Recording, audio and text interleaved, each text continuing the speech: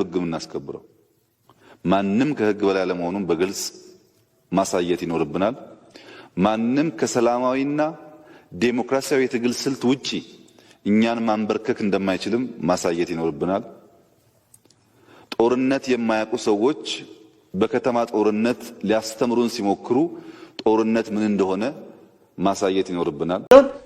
የኢትዮጵያ መከላከያ ሰራዊትና የጸጥታ አስከባሪዎች አስቀምጥ እምቢ ካለ በጥይት ማለት ነው በቃ ጊዜው ጊዜ ያዋጅን ሁሉ ነገር ተጣርቶ ጊዜ መፍጀት የለበትም በአጭር ጊዜ ውስጥ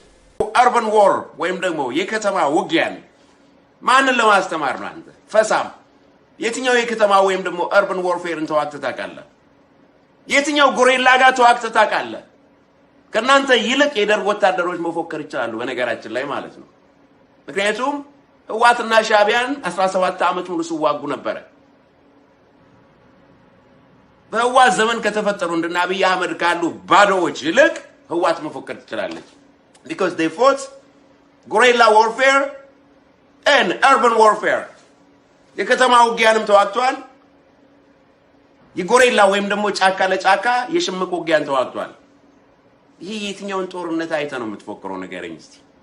120,000 ወጣት የረገፈበትን የኢትዮጵያ ጦርነት የባድሜ ጦርነት ነው የምትነግረን እዛ ላይ ጀግንነት በዚያ ሰዓት አንተ እኮ ሬዲዮ ተሸክመ ኋላ ትሮጥ ነበር እንጂ ፊት ለፊት ተዋግተህ እኮ አንተ አታውቅም በየትኛው ነው ህዝብን የምታስቦካው ያልታጠቀ ሲቪሊያን ወጥቶ ስለመብቱ ሲጠይቅ በመሳሪያ ነው መልሰው በእንድነው መልሰው let me fucking tell you something አንተ ይህንን ትግል ወደ መሳሪያ ትግል ከቀየርከው ማለት ነው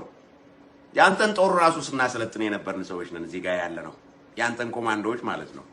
let me fucking tell you something አንድ ሰው 30 እና 40 ጦርን እንዲያጠፋ ማድረግ እንችላለን ጦርነት ከፈለክ ሰላማዊ ሰዎች ላይ መተኮስ ከሆነ ያንተ ፍላጎት በሰላማዊ መንገድ ወጥቶ አምባገነን ስርዓትን የምቃወሙ ሰዎች ላይ ተኩሼ ገድዬ አሸንፋለሁ ብለህ ከሆነ የምታስበው ማለት ነው I swear to God እኔ አንድ ነገር ልንገርህ ፌስቡክ ላይ እንደምንጫጩ በጥራቃ ባዶዎች እንዳልመስልክ